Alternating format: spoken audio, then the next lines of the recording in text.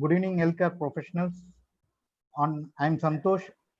On behalf of Hansen Pharmaceutical Company of Johnson & Johnson, I welcome you all for the scientific webinar on guidance for return to practice in otorhinolaryngology and hidden surgery, neck surgery. First of all, it's my pride and privilege to welcome the eminent panelists, Professor Naresh Panda, Dean Academy IAOHNS, Professor Mohan Kameshwaran, Chairman IAOHNS, Dr. K.K. Anda, President IAOHNS, and Dr. P. Vijay Krishnan, Secretary IAOHNS. I welcome you all, doctors. And I also welcome all the delegates who is attending this webinar through online. So with this, I hand over the session to Dr. K.K. Anda, President IAOHNS. Please take over, Doctor.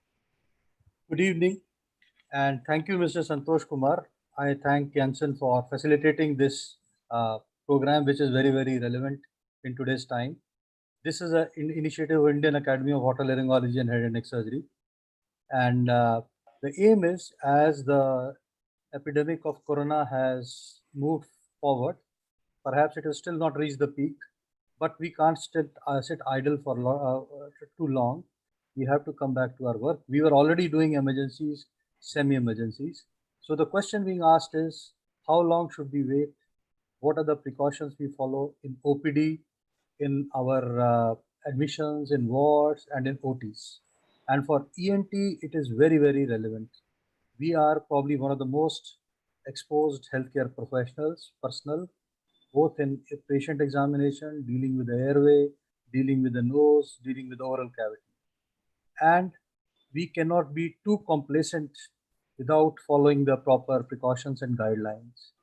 There are medical legal implications, there are your safety issues, there are issues for safety of the patient. So today the program is chalked out in a format. We are going to have two talks, both very, very eminent speakers. The first talk will be by Professor Naresh Panda. He is currently the head of ENT department in PGIMAR Chandigarh. He will be talking about the outpatient department aspects, how to approach our OPD practice in corona scenario, what are the precautions, type of PPEs, and some border and gray areas, some question marks. This will be followed by Professor Mohan Kameshwaran's talk on inpatients and our OT practices, theatre practices. Again, very, very relevant. And as you know, Professor Mohan Kameshwaran, he is the current chairman of Indian Academy, and he was the founder of Indian Academy, and has a vast experience. And he is the MD of Murph Institute in Chennai. So I will request Professor Naresh Panda to start with his talk on OPD practices in today's COVID times. Professor Naresh Panda, please.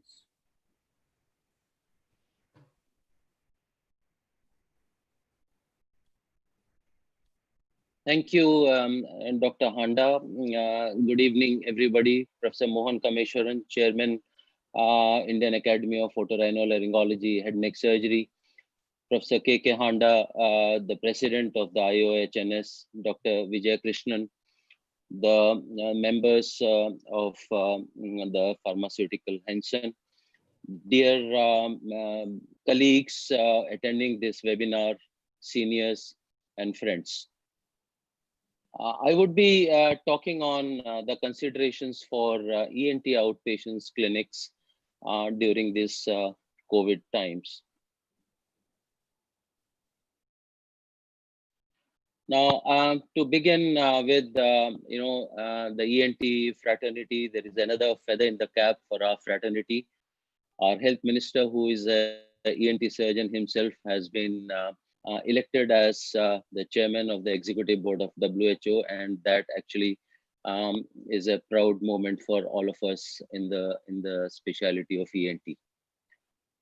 The American College of Surgeons guidelines in view of the COVID called for delay all elective ambulatory provider visits, reschedule elective admissions, and delay outpatients elective surgical procedures on the 24th of March 2020. We also did likewise, and for 2 months we have been actually doing, as Dr. Handa said in the beginning of his introduction, that we have been tackling the emergency and semi-emergencies. But now there is a need for us to exit this lockdown in a phased manner. And first step for all of us is to plan how to restart our basic, workplace, which is the outpatient department. So before beginning, as we were in all, for these 2 months, we were in a somber mood. Let's begin with the music. And this is the video released by Air India in the sometime between second and third lockdown. Just spend 1 minute before I go further.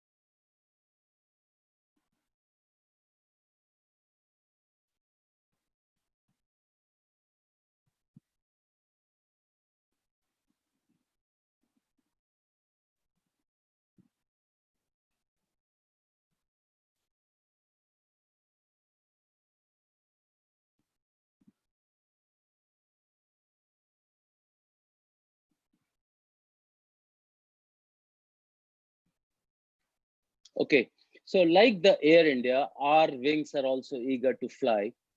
And we are all eager to help the needy after around 2 months of lockdown. The patients too are eager for our kind words, solace, and our healing hands. And we are all ready to go to our primary workplace, which is our outpatients department. Now we need to know how do we start and plan our OPDs.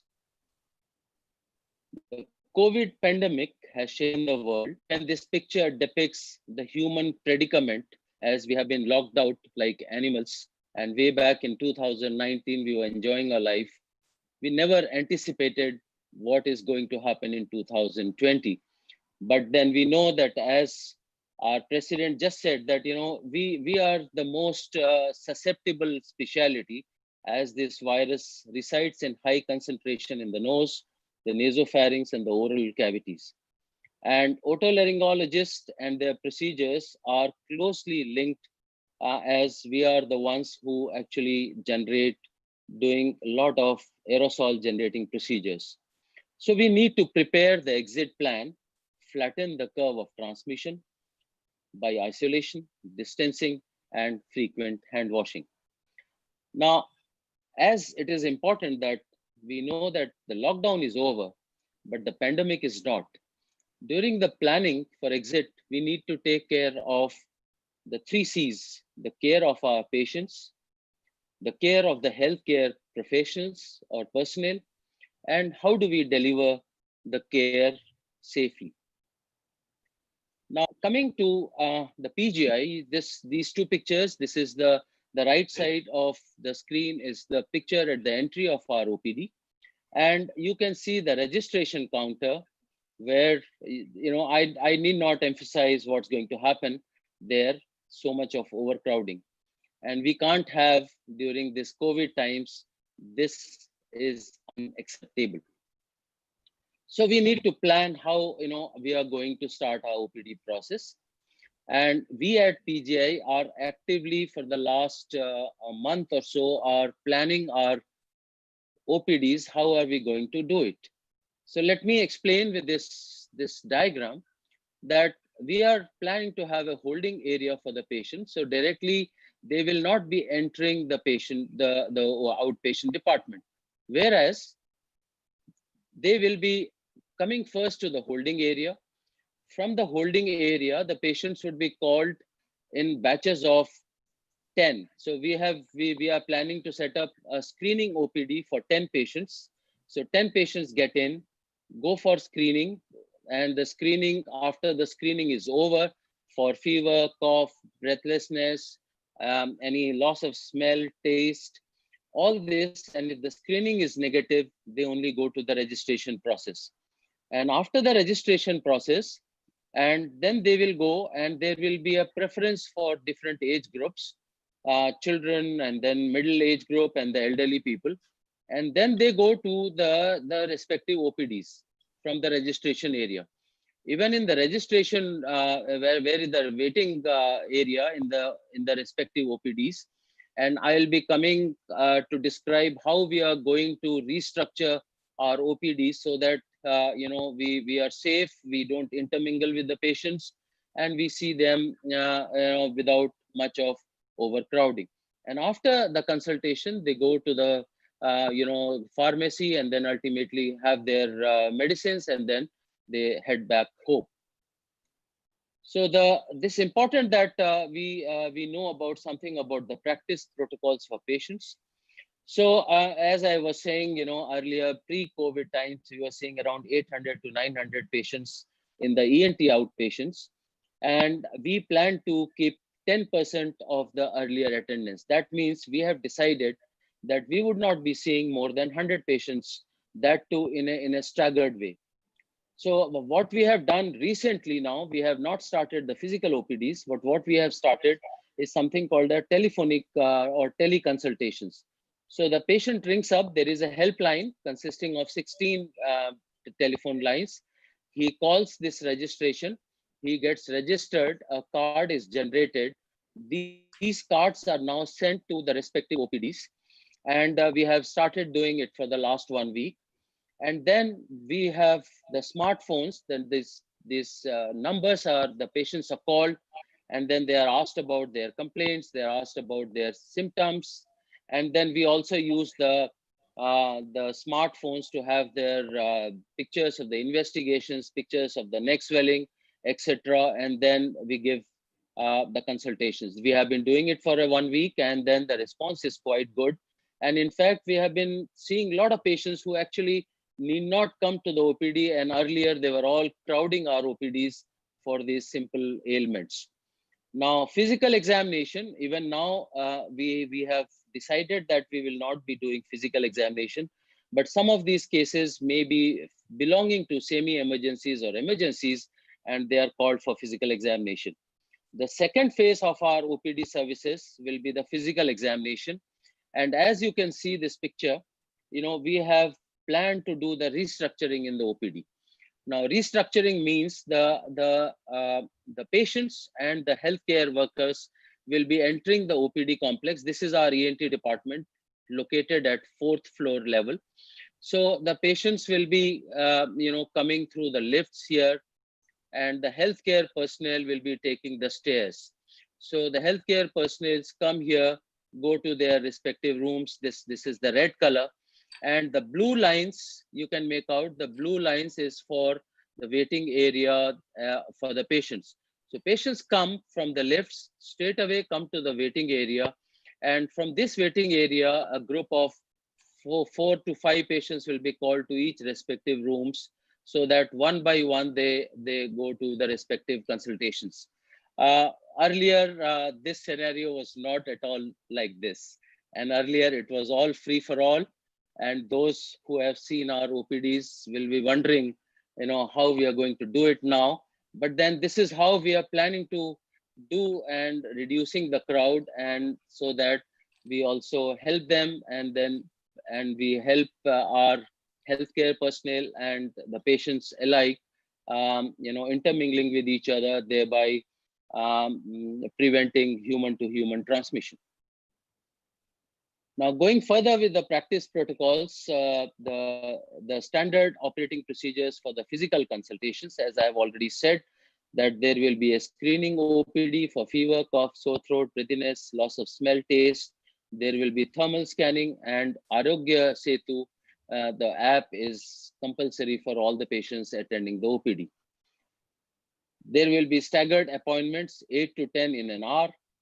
All the patients, all the healthcare professionals would be asked to have proper PPEs. During the examination, it is important that there has to be at least 2 meters distance between the clinician and the patient when the clinician is asking the questions, and then wearing of mask for the patients is mandatory, obviously for the doctor and the healthcare worker. We have to instruct the patient not to cough or speak while examination is in process. Many of our patients are not, they don't understand these things quite well. We have to instruct them.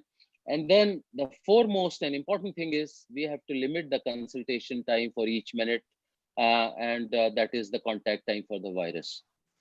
Now, some do's and don'ts for the healthcare workers, and like for the airlines, it is safety, safety, safety. It is educate, educate, and educate our healthcare workers.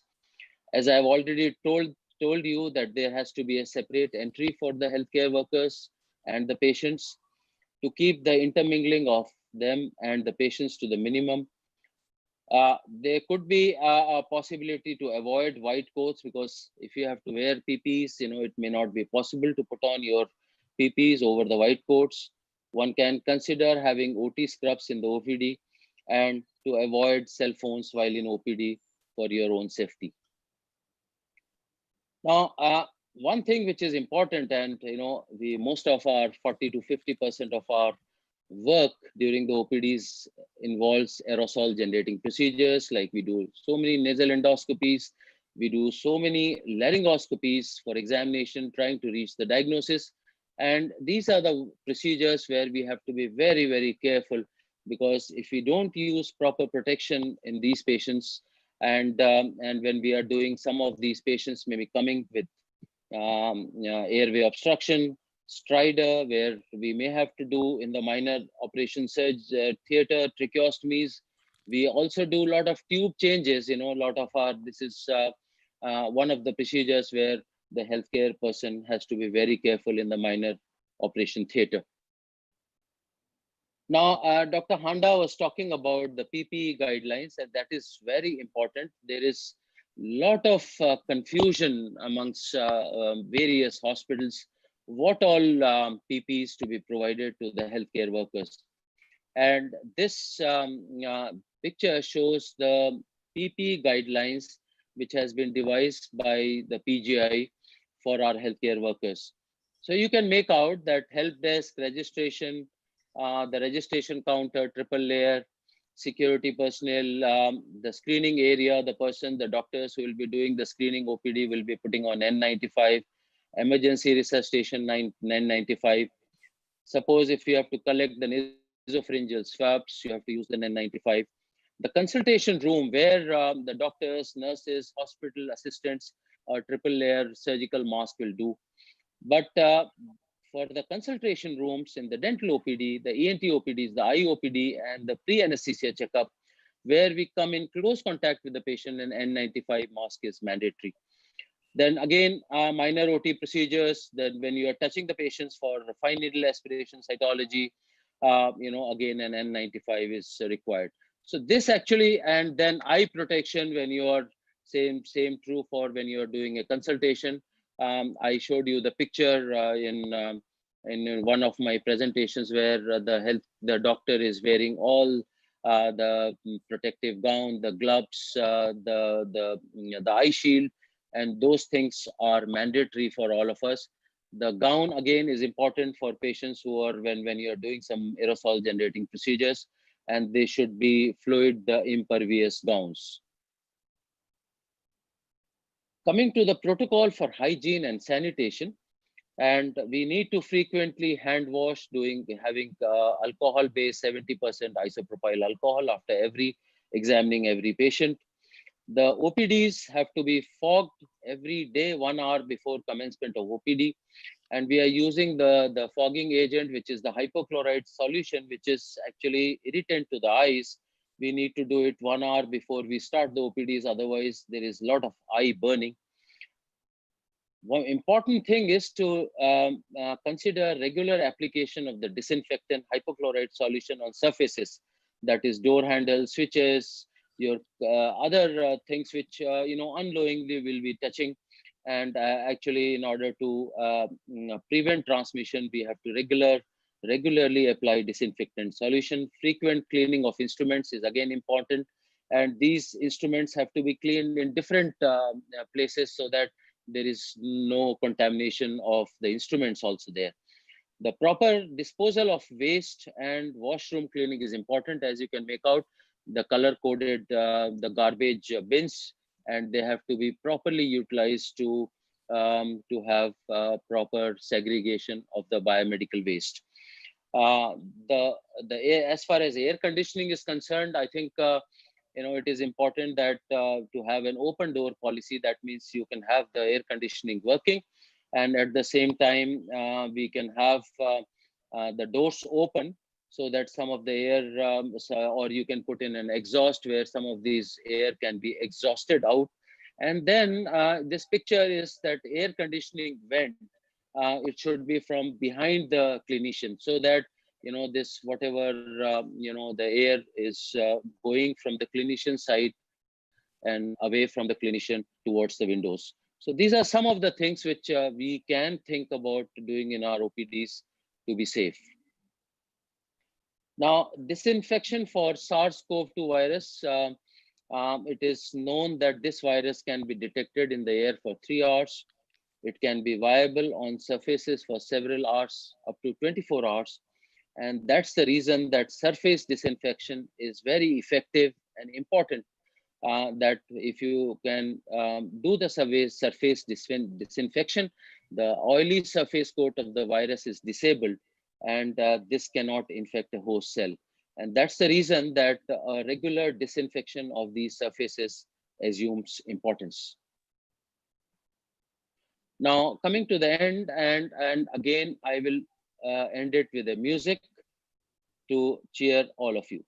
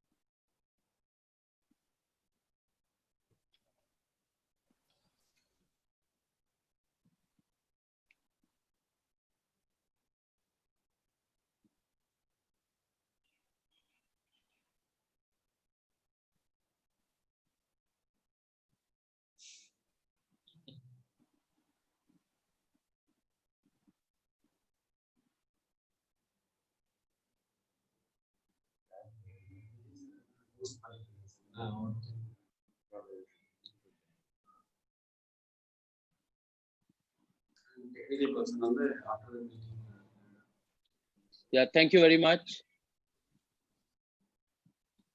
Thank you, Dr. Naresh. It was very apt presentation. I know there are questions in audience's mind. There are a lot of questions in audience's mind because Dr. Naresh's perspective is an institutional perspective. We will come after the end of second talk to all the questions.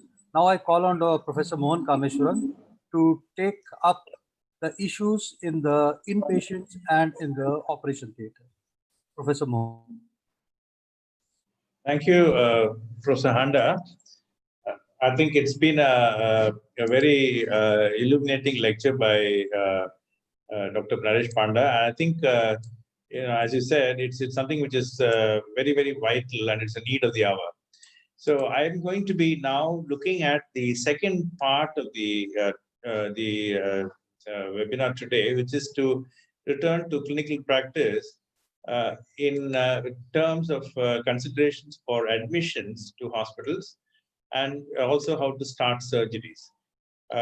The day March 11th, 2020 is a day I think which all of us remember for a long time to come. That was a day WHO declared COVID-19 a global pandemic. Now that set in motion a whole lot of a ripple effect, which was felt all over the world in many countries. They had to take necessary action immediately. And in fact, now it transpires that every continent in the world, with the exception of Antarctica, has been affected by the virus. Soon after this, about a week later, the Surgeon General of the United States proclaimed a formal advisory to all healthcare facilities in the United States to cancel all elective surgeries. And the main idea of this was twofold. It was to prevent transmission of the virus within the healthcare facilities, which meant from patient to patient, or from patient to healthcare professionals, or from the professionals to the patient. And also to conserve the healthcare facilities, including hospital beds, to treat a possible overwhelming number of people likely to be affected by the pandemic.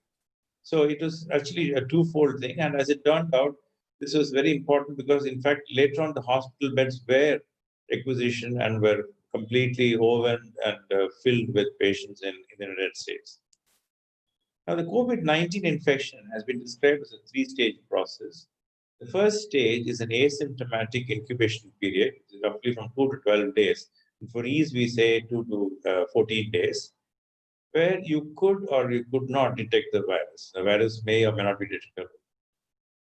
The second stage is a non-severe symptomatic period when the symptoms are very mild and the virus is present, of course, and can be detected by tests. And in the stage 3 is when the symptoms become overwhelming. It's a very severe respiratory symptomatic stage with very high viral load, the patient goes in for ARDS, multi-system failure, and eventual mortality.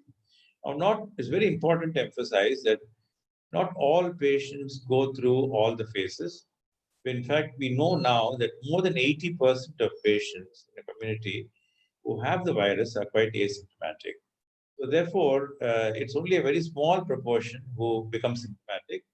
In fact, even in this small proportion, a further small proportion goes in for very severe disease, which needs hospitalization and then ICU care and so on. The initial enthusiasm for a blanket ban, however, on all elective surgeries has now been tempered in these 2 months by a number of other considerations. The first consideration is a realization by healthcare professionals and facilities that the virus is not going to run away. It's going to stay with us. It's going to remain with us in the foreseeable future. And postponing all elective surgeries indefinitely is not a practical proposition. It may have an impact on the long-term well-being of a number of people, patients who will be needing intervention for various reasons. Thus, there is no doubt that there is a need to work out a safe exit policy and a strategy from the current situation of complete lockdown, and especially with regards to restarting elective surgeries, and at the same time minimizing the risk to patients and healthcare professionals and the personnel of the hospital. The aim of the hospital as well as the surgical team will be to negate or minimize the risk of cross-infections to patients and personnel when admitting patients to the hospitals and healthcare facilities. It's important that we have to take every possible measure to prevent contamination of our wards and our OT with the virus. So this is foremost, and it's a basic tenet that cannot be breached. So to look at risk stratification for this process, I'm going to look at the following headings, and we are going to be talking under the following headings. First of all would be the prioritization of a particular surgery. Secondly, the potential of that particular surgery for aerosolization. Third is the knowledge of a particular community where we practice, the community's coronavirus statistics. We'll look at how it's important. We have to look at the outpatient considerations. What are the pre-op investigations and what is the role for prophylaxis? What about disposal of biomedical waste? Anesthetic considerations, OT room facilities and personal protection equipment, PPEs, surgical considerations, and finally, post-op care and the considerations thereof. A prioritization of surgery is a very nice mnemonic which Professor Naresh Panda put forth, and that is ENT professional, E for emergent, where surgery is an absolute emergency. In this last couple of months, we had about, I think, 4 or 5 emergency tracheostomies, which came in very desperate situations, and we had to do that. I mean, there's no question of delaying them, and that's an absolute emergency. So that is the first priority. The second is non-emergent but semi-emergent. Here, there is a risk of prognostic impact if treatment is delayed by more than 3 days. For example, I had to deal with patients who came in with severe respiratory papillomatosis, were not in absolute status, but were already showing signs of obstruction. Also, similarly, patients who had come with extensive cholestoma, with Peter's apex cholestoma, with evidence of skull base erosion and potential intracranial complications. So this is a semi-emergent situation. Third is the time-sensitive surgeries where a prognostic impact if treatment is delayed beyond a month. So this is the third category. And finally, the priority routine where it cannot be delayed beyond 2 or 3 months. So we have to categorize. And finally, E would be the other surgical procedures where you can actually postpone beyond 2 or 3 months. Now, outpatient considerations was Naresh Pant has already covered beautifully, so we won't touch upon it. Now we are looking at inpatients, admissions, and inpatients. So when a patient is coming for inpatient admission, again, it's very important for us to triage at the very first point of entry of the patient to the hospital or healthcare facility. Now, what do we do? The patient first comes with an admission card. He enters the hospital and he immediately goes on to the triage station, where a professional, either could be a qualified nurse or a doctor, he or she would be eliciting history of symptoms of COVID-19 from the patient. There'll be a questionnaire the patient will be asked to fill. And in this will be there'll be all the symptoms. But before that, the patient who wears a mask and is then screened for fever. And if there's any complaint of breathlessness, there's SpO2 is also checked. Now, the questionnaire will have all the symptoms, and the cardinal symptom is fever, of course, but we also ask for dry cough, anosmia with or without nasal obstruction, dysgeusia, diarrhea, malaise, breathlessness, headache, and myalgia, and also a history of high risk of contamination, which is defined as having been less than 2 meters away from a COVID-19 positive patient for at least 10 minutes. So this is again an important history that has to be elicited at the first point of contact. Now, the second, once we have prioritized the surgery, the next consideration that we are going to be having is to have a knowledge of the community COVID-19 status in that particular community where you are practicing. Now, it's logical, to think that if you keep in mind that the incubation period is about 2 weeks, it stands to reason that the earliest time for starting elective surgeries could be a minimum of 2 weeks following a clearly established flattening of the curve or a downward trend in the number of COVID-19 cases in that particular community. So in other words, in that particular community where we are practicing, if we know that the COVID statistics is now flattening or in fact is showing a downward trend, from that point, we need to at least give 2 weeks to ensure before we start the elective procedures to ensure that we are in a safe situation. But in fact, most epidemiologists are of the opinion that we need to give 4 weeks, not 2 weeks from this point. And this is to allow for a possible, what is known as a second wave phenomenon. So altogether, most of the epidemiologists are of the opinion that we need to give at least 4 weeks from the point of flattening of the curve and then start elective surgeries. Now, this is a wonderful idea, of course, and it's ideal, but there are very many practical issues with this concept. The first is that we do not have proper or adequate COVID test facilities, and it's still not freely available. In several states across the country, COVID tests are only performed in government medical institutions. It's not available in the private sector for private practitioners to access. And the medical institutions are only doing COVID testing on patients as per the ICMR guidelines. And these do not include preoperative screening as of now. And also keep in mind that as the number of tests increase, the number of positives are also about to increase.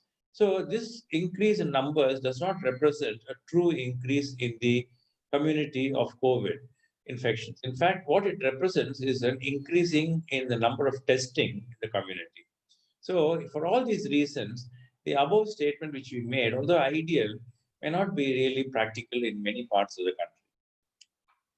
So what are these preoperative investigations that we are now going to be doing for COVID-19, provided these facilities are available? Now, ideally, prior to surgery, you need to have a pre-surgical testing for virus, and this would be mandatory in many countries. And this should be done ideally about 48 hours before the surgery. But there is one practical problem. There are some places where it takes much longer for the results to be out. It may take 4 days, 5 days in some places simply because of the volume and they're not able to cope. So in these situations where the test may take a little longer, you have to give allowance for that. But ideally, admit the patient within about 48 hours of receiving the test. And if you're doing the preoperative testing, if you cannot do the preoperative testing, you have to then treat every patient as potentially positive for COVID-19. So if you can do the test and you get a clear negative, then of course it makes you comfortable. But even then, you still have to consider them as potentially positive because of the more than 30% false negative reports which come from these tests. Now, antigen testing, there are two types of testing. One is the antigen testing and the other is the antibody testing. The antigen testing is still the gold standard for COVID-19.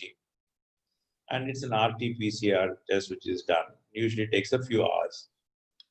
Antibody testing is a rapid test. It can be very quickly tested and you look for IgG and IgM.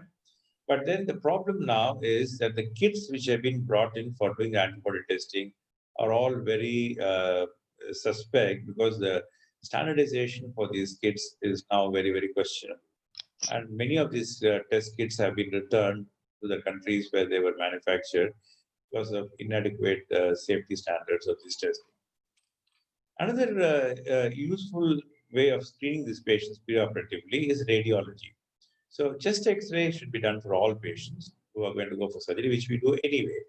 If there's any suspicion in the chest X-ray, then we could either ask for an ultrasound or even better, a CT chest. But then keeping in mind the cost of this intervention, as well as the risk of radiation, CT chest should be ordered wherever there is very strong suspicion of a positive exposure of the person. And oxygen saturation has been useful in many countries, particularly in Italy, where they have used this almost as a screening tool. That any patient who comes with a history of exposure to COVID and who has any complaints in the ear, nose, and throat area, if they complain of any difficulty, any breathlessness, or even if they complain of nasal obstruction and so on, the SpO2 is checked. And if the SpO2 is below 95, then the patient is then sent for a CT chest. This has been the policy in Italy, and it seems to have produced some very helpful help for them to pick up these patients. In fact, many of the Italian surgeons whom I had actually personally talked, some of them said that they relied more on SpO2 and CT than even RT-PCR for diagnosing their preoperative patient. So as I said, RT-PCR is an antigen detection tool, still the gold standard, although it has a false negative of 30%. To me, this is absolutely unacceptable, but that's what it is now. And if you have a very strong suspicion that this patient is going to be positive and the RT-PCR is negative, then the options that you have is that you can repeat the test on the 5th day and again on the 14th day if you still are very, very suspicious COVID positive. So clinical impression for you is also very, very important. Now, antibody testing, as I said, if you have antibodies, particularly if you have IgM and IgG, it means that you have been exposed, you developed immunity to the patient, to the virus, and that's a very good sign. So if you have particularly in healthcare workers, if antibody testing can be done reliably, and it shows antibodies in the healthcare professionals, then that means that they are really quite, well protected to go and do their job with the patients. So serology has to be done prior to admission. All patients and caregivers who are going to be admitted should ideally have pre-admission antigen testing and RT-PCR. This is easier said than done. Now, of course, in a city like Chennai or in Delhi, for example, or big institutions like PGI, this is possible because we have access to private labs which are doing these tests. And therefore, it's quite possible for us to send a patient whom we are scheduling for surgery to have a preoperative RT-PCR. But there are many, many states where this is not available for the private sector, and only in government institutions are they done, as I've already told you. And government institutions are only doing it as per the ICMR guidelines, and preoperative testing is not in the ICMR guidelines as of yet. So if you cannot do that, if you cannot do this preoperative screening, then please assume that this patient is COVID-19 positive. So you have to assume that every patient who is going to be admitted who has not had a test is going to be COVID-19 positive and take appropriate measures, which we'll talk about in a short time.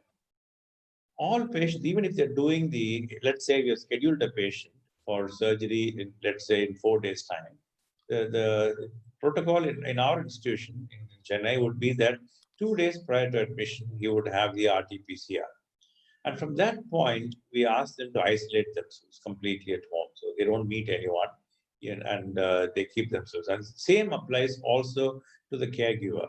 So if we are going to admit a child, then the caregiver may be either the mother or a grandmother or somebody like that. And only one caregiver is going to be allowed to be staying with the patient. And this caregiver is also screened for RT-PCR if possible.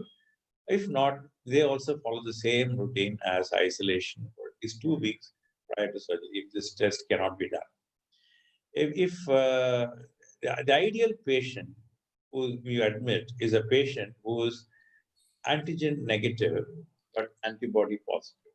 The person is perfect because they have resistance to the virus and they have no evidence of the virus.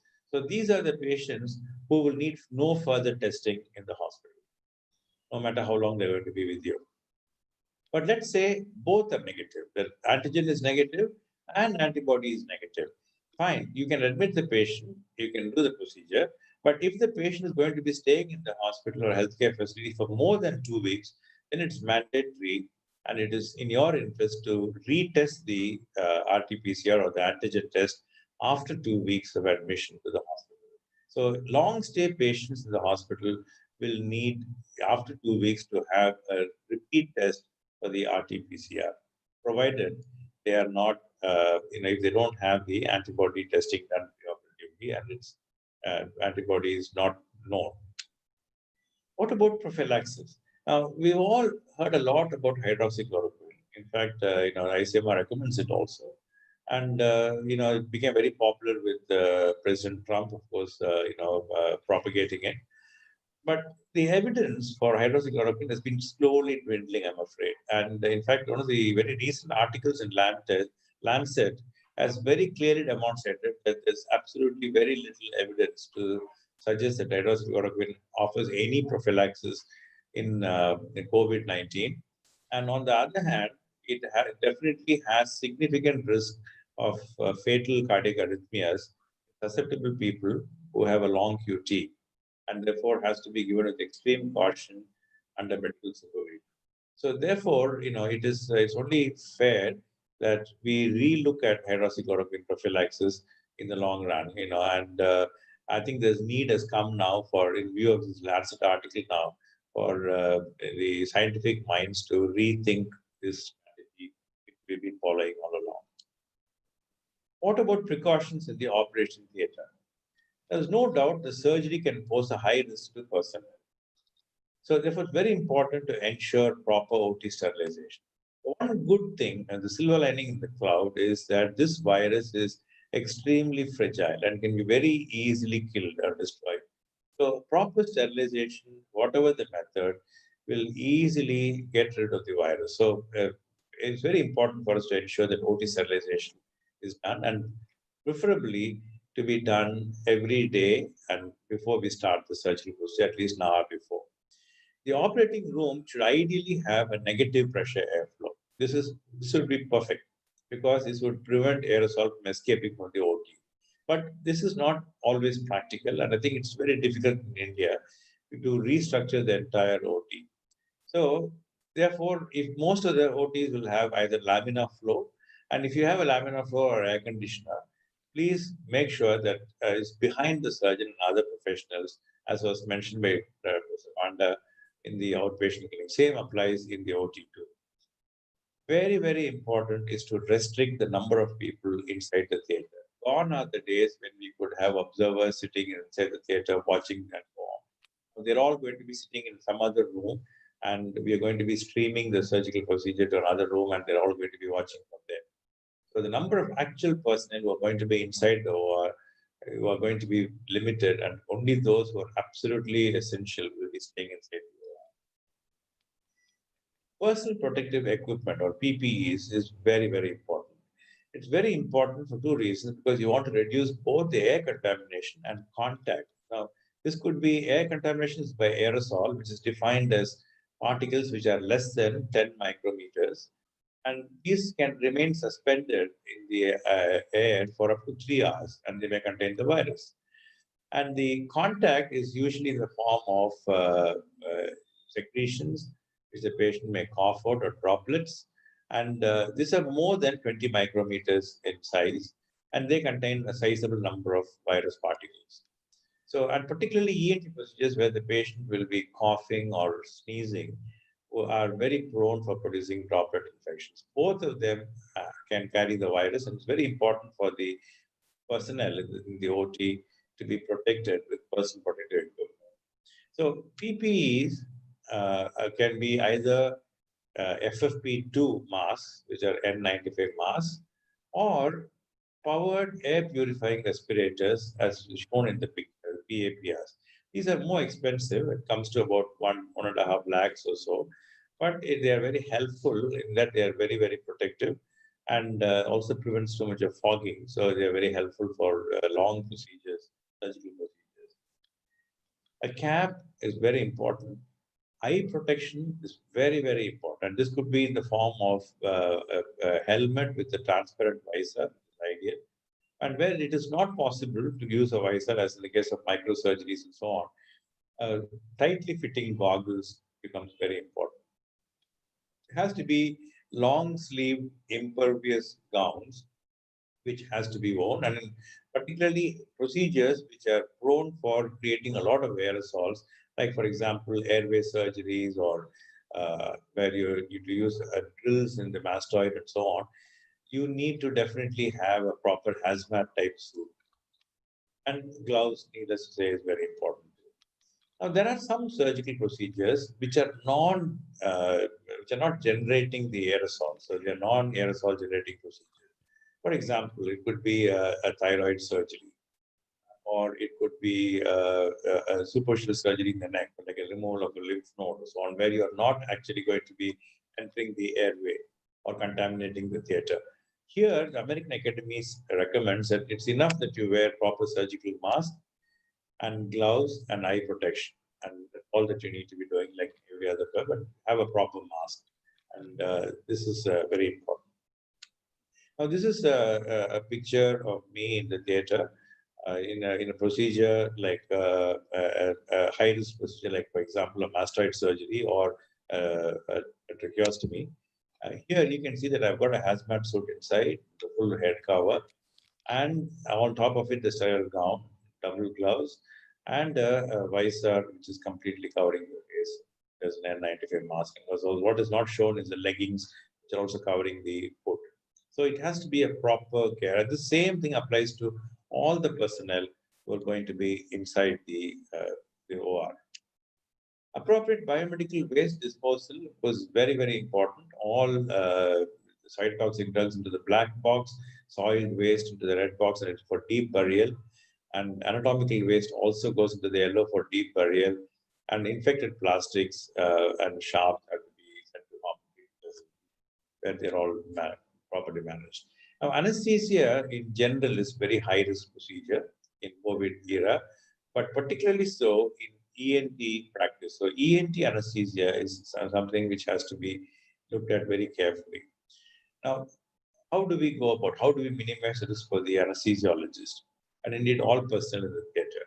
The first rule is during intubation and extubation, when the actual surgery is not being carried out, the surgical team is best asked to stay outside the OT.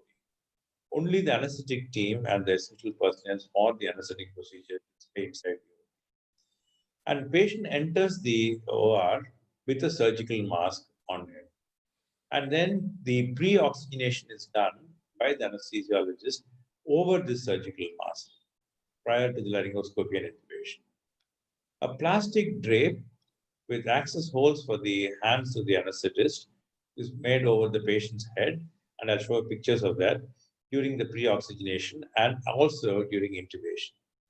As soon as the tube is put into the trachea, it's immediately inflated and then connected to the anesthetic circuit.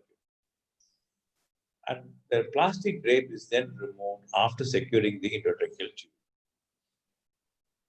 A closed circuit mechanical ventilation is preferred and it prevents aerosolization of the virus. During extubation, the reverse happens. You again have a plastic wrap over the patient. The deflation of the endotracheal cuff is just done before the extubation. Endotracheal tube is covered with drape during the entire extubation.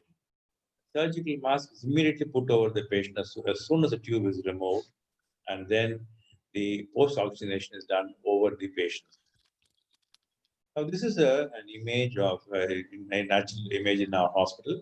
You can see the plastic drape which is completely covering the patient right up to the chest. Tube comes from inside over here. The anesthetist has the two portals through which the hands of the anesthetist enters the field.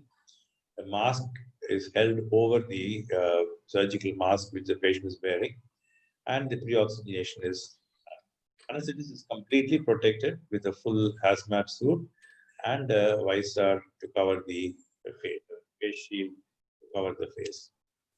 During extubation, through the same sheet or wrapper, the intubation is done and then the tube is immediately inflated, connected to the circuit, and then the fixed, and only then is the plastic wrapper.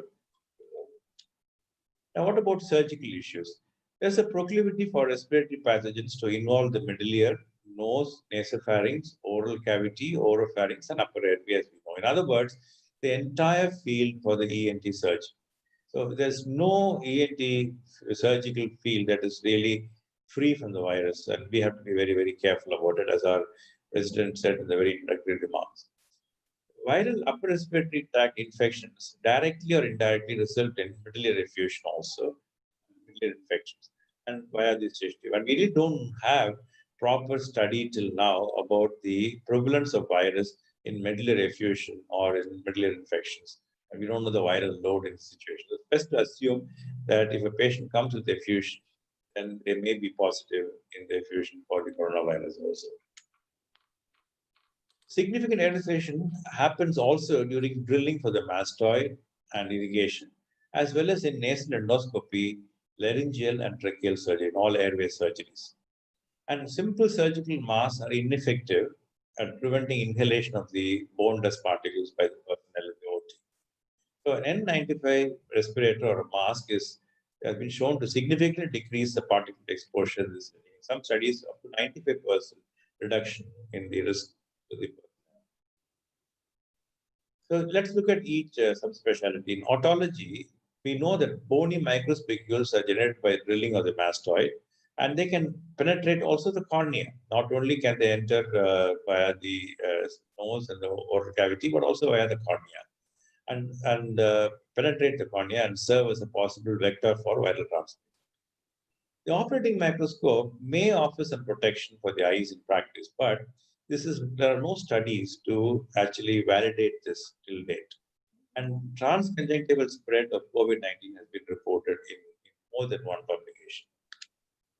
So this is a technique developed in UK which our colleague shared with us. And you can see here, there's a 2 microscope drape technique. It's just quite cheap to do, and it's very simple and practical.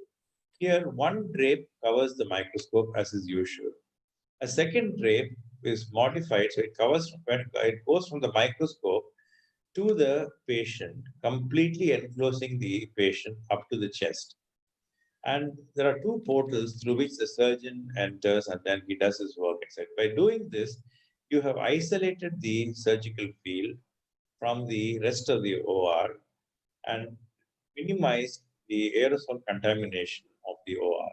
So this is a very simple technique.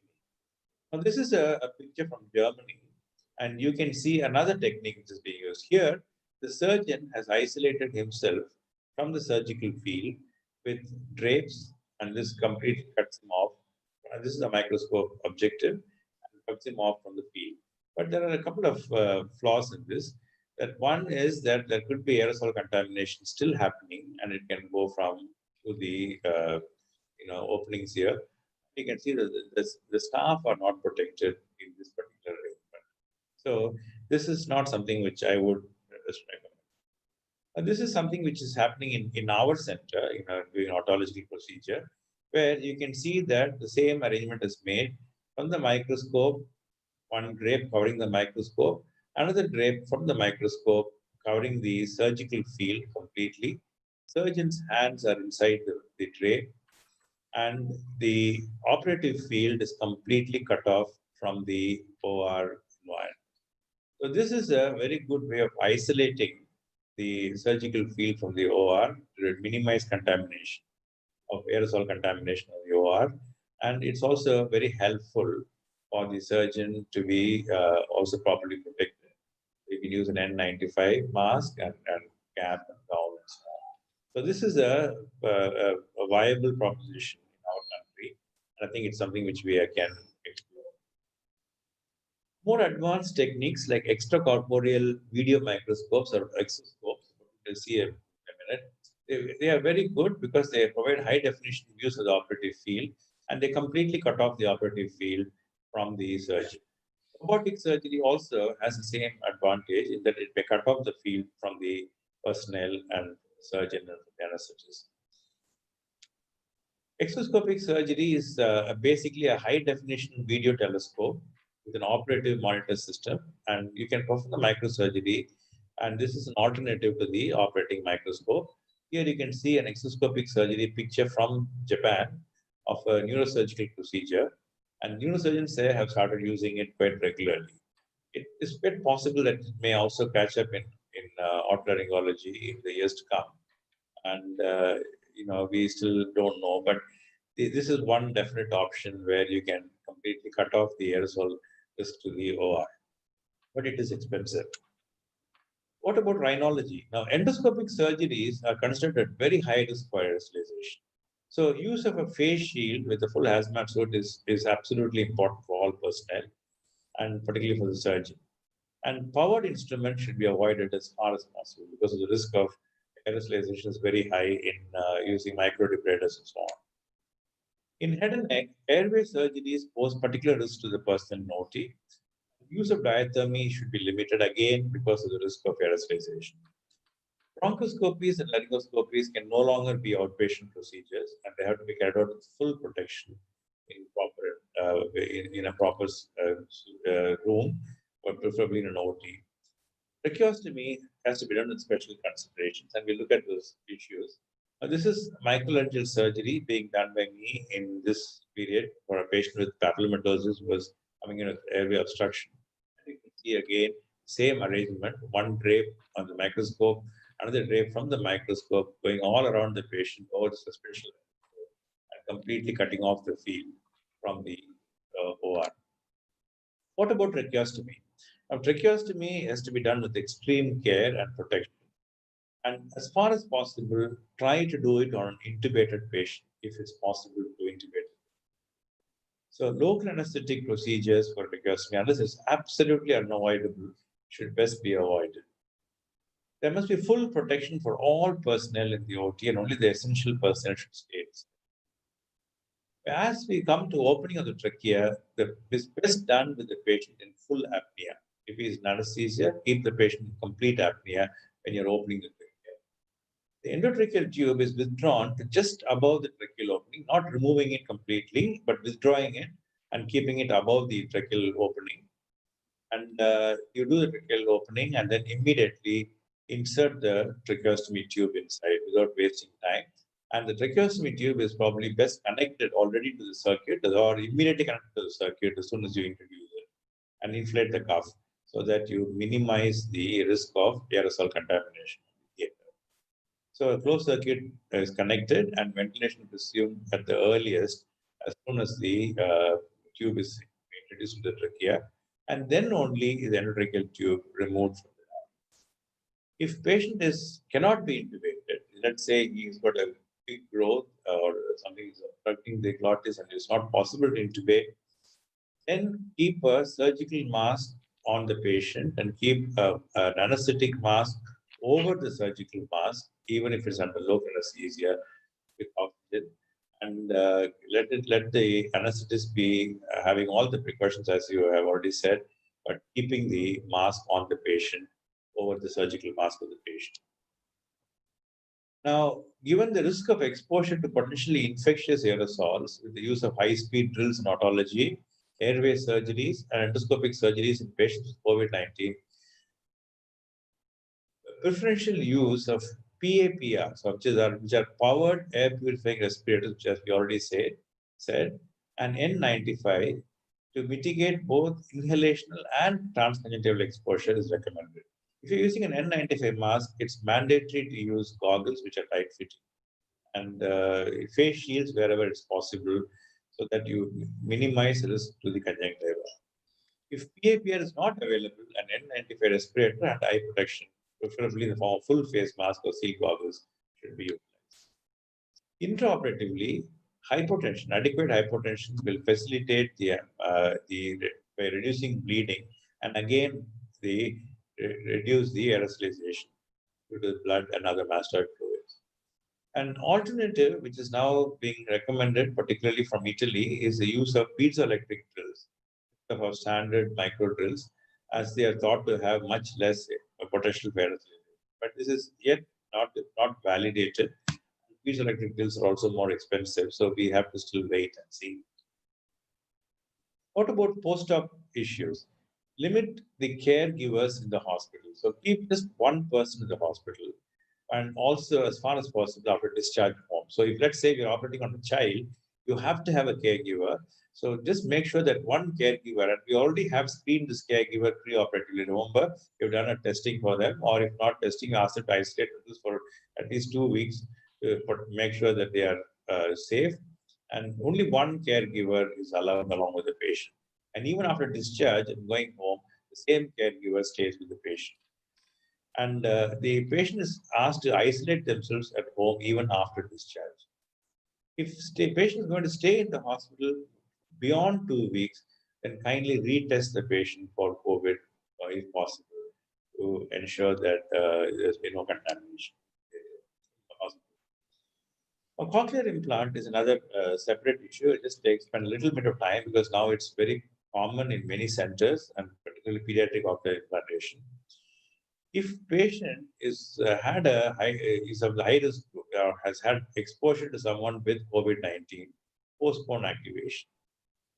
And during programming, you can give them more than one program. You can give them progressive programming strategies so that they can keep switching from one program to the other. They don't have to be coming to the audiology center or the hospital for repeated programming. Remote mapping and programming is possible, and this has to be explored. Of course, it needs certain kit to be kept at the patient's end. It can be worked out with the patient. And at periodic intervals, you can have virtual visits, like Dr. Naresh Panda said. You don't have to ask them to come to the hospital.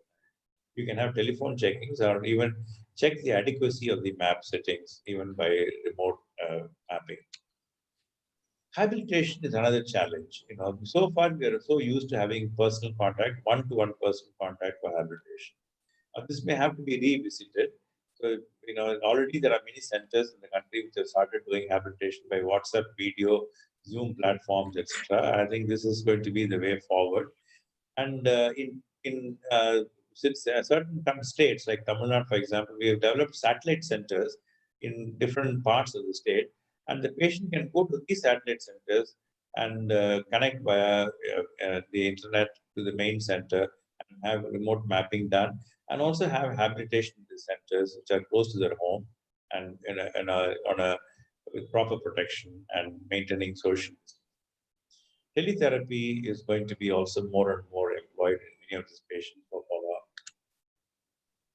Now, the webinars for patients, particularly for cochlear implant children, are now happening, and I think this is going to be very helpful. And availability of spare parts from dispatch by the companies are also important. And for starting elective cochlear implants, the same as we said for all other elective otology procedures, to make sure that there's a downward trend and give at least a month. And it's very important that if you're going to be taking up these children for cochlear implants, they should be taken in hospitals where there are no COVID positive patients.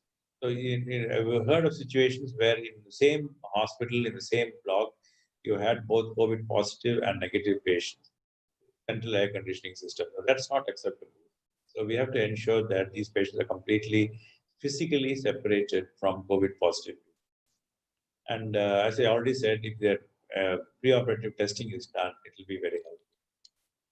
So the take-home points are: plan on starting elective surgeries with a lot of thought, after careful consideration, making sure that you have systems in place in your hospital to protect patients and personnel.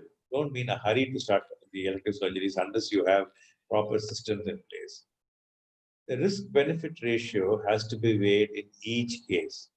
Risk to the patient and personnel versus benefit to the patient. And this has to be discussed with the patient.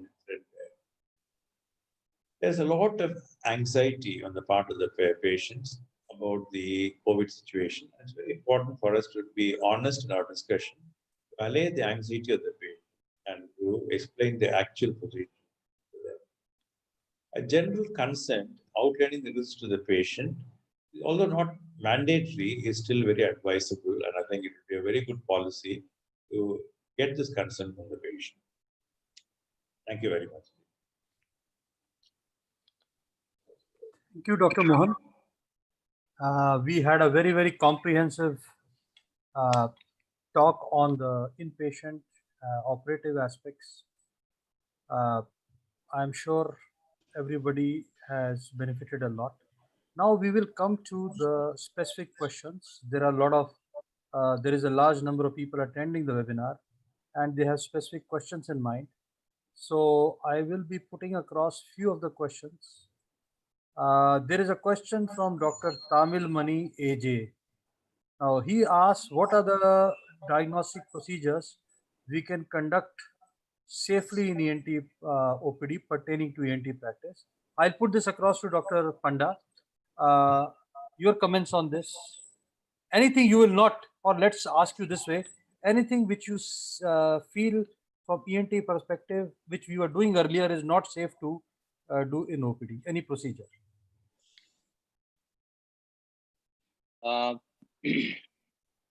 Earlier, we have been doing a lot of these endoscopic procedures, endoscopic biopsies, nasopharyngoscopies, nasopharyngoscopy and biopsy. We have been, these are the procedures which are virtual no at this point of time. You got to be very careful, and when you are doing this in the OPD, obviously, full protection may not be ensured for your patient, for your health, for yourself, and the other adjoining staff members there. So I think endoscopic procedures are the ones which probably is a virtual no. So you will prefer to do them in a OT setting then, the procedures you were earlier doing in OPD?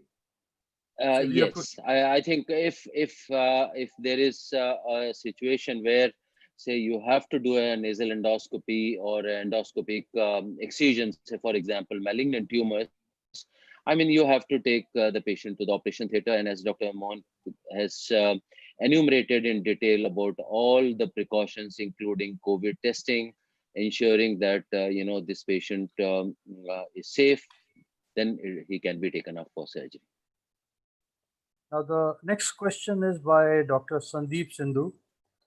He asks, won't there be crowding in the holding areas? Probably what he means to ask is, if you have a screening OPD, both in an institutional setup or in a standalone ENT setup, once you take these patients to a screening OPD, don't you think there'll be crowding there? Dr. Mohan? Yes, I think that's a very good question. In fact, what we have done in our hospital, I can tell you, is that we have this screening first point OPD, and we have actually marked out distances from the OPD where patients can stand. And we advise, there's one person outside who says if more than a number of people who can come in, we ask them to stay outside in their own vehicles or in wherever they are and outside the hospital. And we actually call them by mobile and ask them to come when the turn comes. So more than the number of people who can be in the screening OPD, if you take, then please ask them to stay outside the facility, and then we call them when their turn comes, and then only they come back. So you can avoid crowding, but you need to plan it out very well, as Naresh Panda said. So you have to have one person there who will be there and will be regulating this.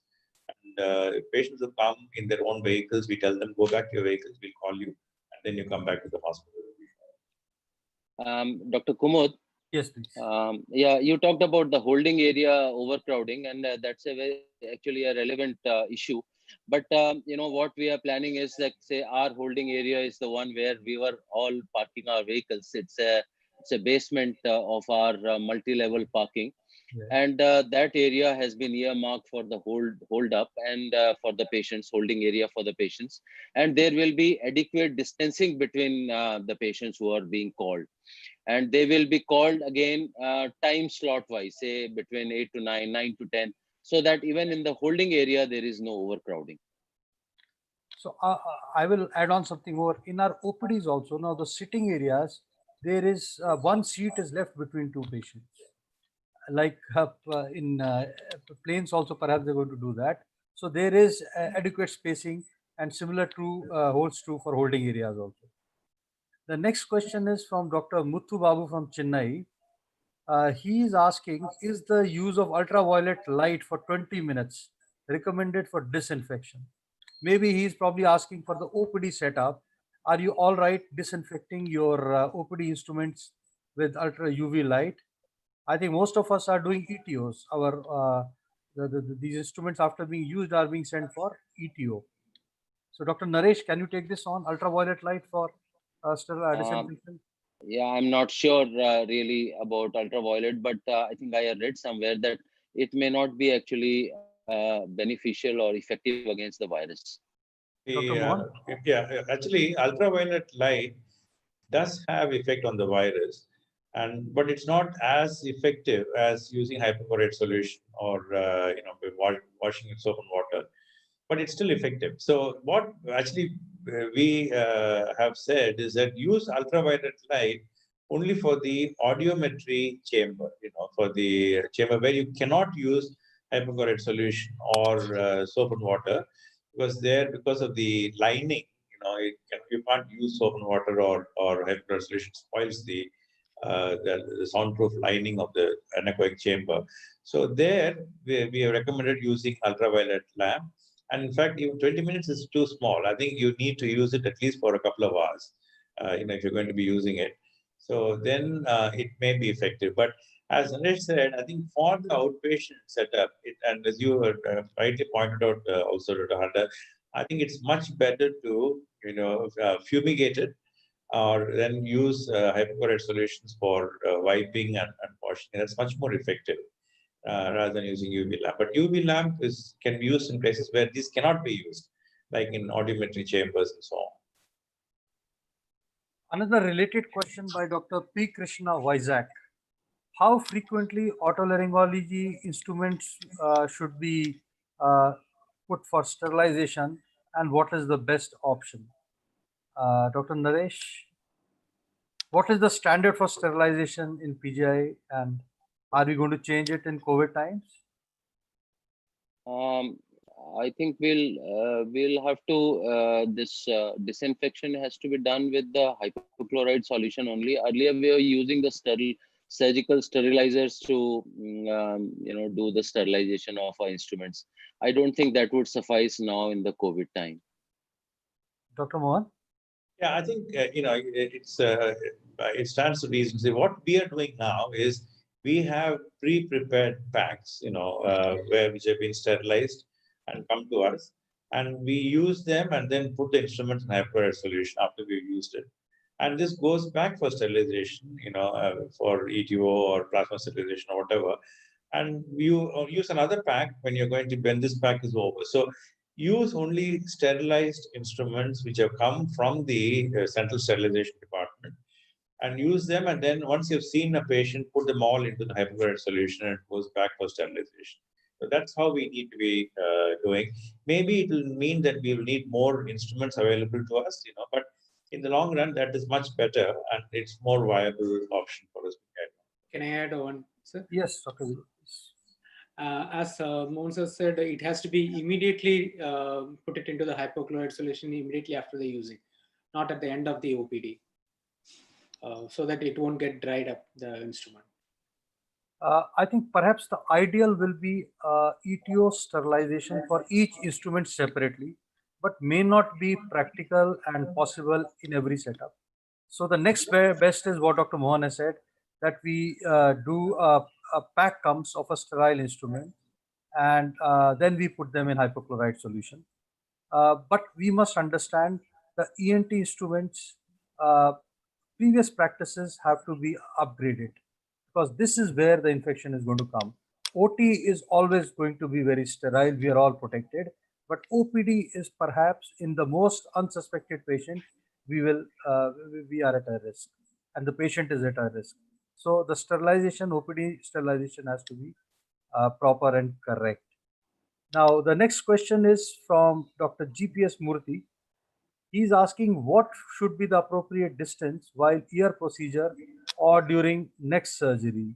Perhaps what he means to ask is the surgeon, how far he should be during ear procedure or any neck surgery. Do we increase our distance? Is it possible?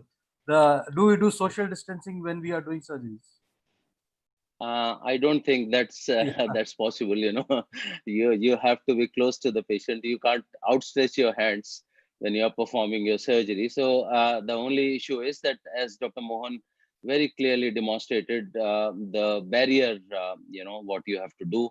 And as he very nicely demonstrated about the microscopic drape and another drape which actually separates that surgical area from the surgeon, and so that you can avoid being exposed to the aerosols.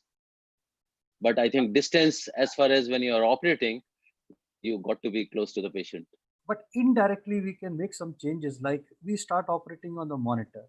A lot of surgeries, even in otology surgeries, I have seen a shift and we have also started doing, we start looking at the monitor. Then your personal exposure, in laryngology, we already doing. So perhaps we can, that way, our direct access to the field, if we can make it indirect, maybe that is more protective.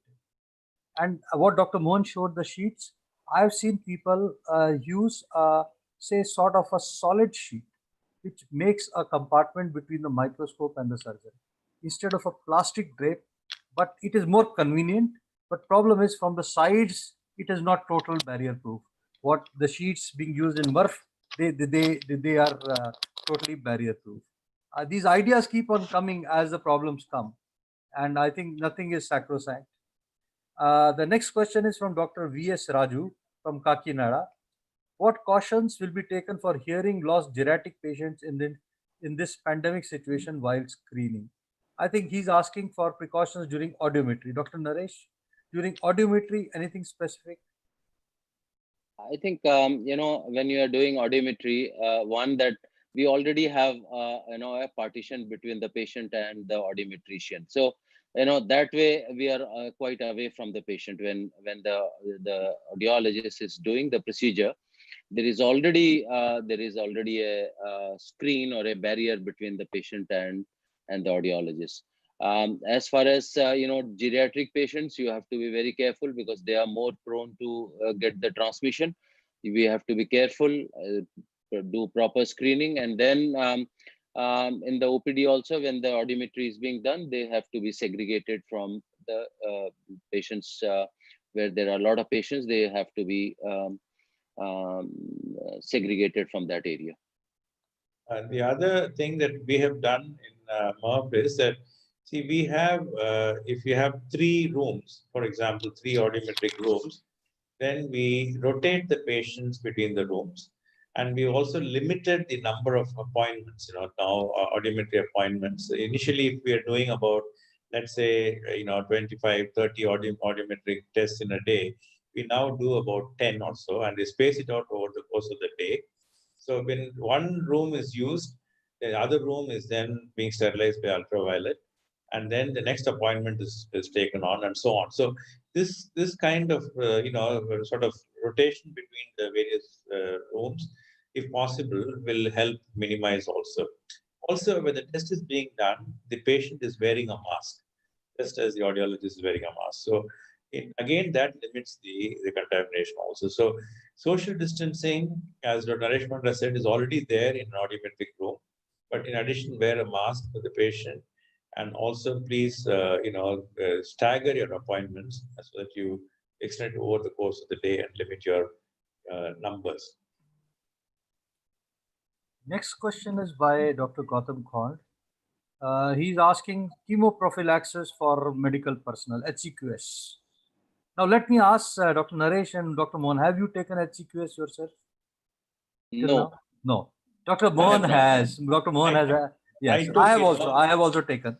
I took, and I still regret it, because I'll tell you why, Naresh. I took, and I had a terrible headache.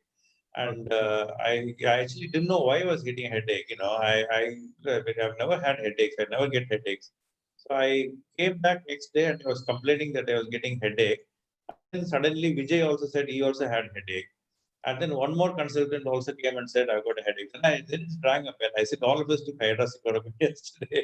And then that's it. This is the last hydroxychloroquine that I'm taking. And I stopped with that. So no more, after 2 weeks and 4 weeks and all the rubbish is gone now. So end of the day, I think this evidence for hydroxychloroquine, Gautam, is very, very flimsy now. And by the day and by the hour, that evidence is dwindling actually. And this latest article, I think, is the final nail in the coffin for hydroxychloroquine. So as far as I am concerned, hydroxychloroquine is dead and it deserves a deep burial somewhere, well along with the COVID virus. So not even for chemoprophylaxis, for high-risk professional also. Absolutely. Good. We have lost 2 doctors in Chennai from hydroxychloroquine. Okay. 2 doctors, both very young, So there was a report of a doctor from Guwahati. He had taken a combination of azithromycin and HCQS. Early days, about 2 months back. Both prolong the QT interval, and it's a terrible combination. In Chennai, 2 young doctors, both of them died, and postmortem revealed that they had obstructive cardiomyopathy, and hydroxychloroquine for them was fatal. So it's a terrible drug. The next question is from Dr. Munka, Prakash Munka. He's asking, sir, can we do COVID test for ourselves, and what is the reliability? And it is said that 30% are false negatives. I think that is a fact, 30% are false negatives. But this question, Dr. Naresh, can we take COVID test should we take COVID test for ourselves? Ourselves? Yes. But what he's asking is, all high-risk healthcare workers, like all of us ENT surgeons, should we test ourselves? Theoretically, you could say that, since we are in that COVID environment, one may have to get the test done because you never know, you may be asymptomatic and still carrying the infection. But otherwise, I think it is mandatory that when you are taking in a patient for surgery, that patient has to be taken up because he may be coming from outside, he may be coming from the community from where he may have got the infection. Yeah, preoperative COVID testing is a standard today. Our institution also, each patient undergoes preoperative COVID testing. Dr. Mohan elaborated on that, 24 to 48 hours. We made it slightly more flexible till 7 days. I know there is an incubation period issue, but the logistics, the reports were taking 24 to 48 hours. As far as the healthcare worker, everyone undergoing a test, probably it is stretching it too far. Dr. Mohan, your inputs on that? It is a very interesting question actually, because ideally every healthcare worker should have an antibody test. Because that would make sense. If you had an antibody test, and if you are antibody positive, then you are, you can sing all your way all along to COVID, because you're a Superman as far as COVID is concerned. So if you have an antibody test, but the problem is none of the antibody tests which we have are reliable. The kits we have till now are all extremely dubious. So, you really don't know where we are. So, the initial enthusiasm we had for antibody testing is now, been tempered down because of the realization that these tests are not very reliable. But if you had reliable tests, antibody test is what you should ask for the health workers, not the antigen test. Interestingly, in Austria, I heard from Professor Baumgartner, who's head of department in Vienna, that in Austria, every healthcare worker has to have once a week an RT-PCR. So this is, a logistic nightmare, because in University Hospital in Vienna, they have 10,000 employees, and each test is 190 euro. So you can just think about the cost. So what they've done is they have now started doing pooling of, the samples, and then doing pool tests. For example, entire ED department is taken as a one pool, and then they do the test. And if one of them is positive, then each one of them then goes through a separate test. I think this is a bit of an overkill. I think personally, right now, you don't have to have the test. But if antibody tests become available, please do it along with all your other colleagues, if it's available and reliable, whenever it's available. So the best situation is a positive IgM Yes. and a negative antigen. This That's means right. you have been exposed, you are not infective, and you have immunity. Absolutely. Yeah. So Now the that's next, why, yeah, Dr. Handa, that's why actually, and as Dr. Mohan said, one, that we don't have the validation of the antibody test. Number two, antibody test has always to be supplemented with an RT-PCR. Then only, one can interpret. So antibody test alone probably would be insufficient to say that this person is not infected. So that's the reason actually. And then this still a long way to go. Earlier, there were a lot of enthusiasm about the antibody test, but then it's still to be validated. now there is another interesting question. This is from again Dr. Munka. What he means to say is, see, one aspect is we have defined that let the epidemic peak be over and then we wait for 2 weeks or 4 weeks. There are a lot of people for whom it is a livelihood also. There are small setups where you have employed 15 people, 20 people, 25 people. Uh, Most of the directive is not to shed jobs or cut salaries, at least for a acute period. So there is a pressure to start work early. So comments, Dr. Mohan? Yes, I think that's very, very valid. Apart from all that, how long are we going to be staying at home? So we cannot. So we have to start work. But the only thing is, how do you go about it? That's what the whole thing is. So you have to minimize risks. Certainly, you don't want a situation where one person in your hospital became positive and then gave to every other person in the hospital, and you have to shut down your clinic, one week after starting it. So you don't want to do that. So take the precautions. So the thing to do is give proper personal protection. This is very, very important, and it cannot be overemphasized. So everybody in the outpatient department will have proper cap, mask, gowns, gloves, shoe covers if required, and then if need be, they have most of them should use visors. These are all quite cheap. Visor can be got for as little as I think 75 rupees or 50 rupees or 100 rupees. So, these are not big and they can be washed and reused. So these are all things that you can give and will minimize the risk of infection for your personnel. And with that, you can start your outpatient department. And when it comes to surgery, choose your patients. If possible to do testing, do testing. If not, assume they are positive take precautions for yourself and for the personnel. After all, the most expensive commodity in your hospital and in your OT is yourself. Now is your personnel. So you have to protect yourself. It's very, very important. You can't afford to fall sick. So have everything properly and then do it. But do start with precaution. That's why I said have systems in place and then start. Yes. In fact, I think people who are working in institutional setups, we have to also put in our supplies, sort of say your personal guards. We have a helmet company, Studs. They have come out with very good facial shields. So likewise, even if the hospital cannot provide, we must go one step ahead, and few things we can complement. Even I think there is a onus on the pharma industry also. They have been very, very liberal with the webinars, these academic activities which are required. But I think they should go one step ahead. People who are short of PPEs, who are really short and there is a need, probably some help should come from the, because pharmaceutical, the drugs, the patients are there, hospitals will be working full streams soon. So kindly help people who are in need, who are short of funds with PPEs at least. The next, there is a very good question. Kindly have guidelines regarding this. Now, they are from Dr. Vikas Gupta that we issue guidelines. Indian Academy is very soon coming out with guidelines. The initial committee has met.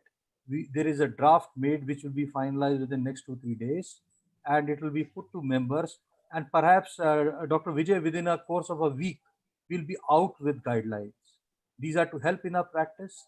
These are become a standard, so that if you want to quote somewhere for your demand of PPE, for safety demand, classifying as stratifying the risk, low, medium, high, it will be of help. So it will be almost a week. Please visit our website, IAOHNS website, where the guidelines should be there. So as the time is over, I thank Professor Mohan Kameshwaran, Professor Naresh Panda for their very enlightening talks. Dr. Vijay Krishnan, who's done all the groundwork, inviting people, making the outline, and our sponsors who made this possible. And I'm sure the Indian Academy will come out with more and more programs which will help everybody and add a good academic quotient to the whole exercise. Thank you very much. Thank you. Thank you.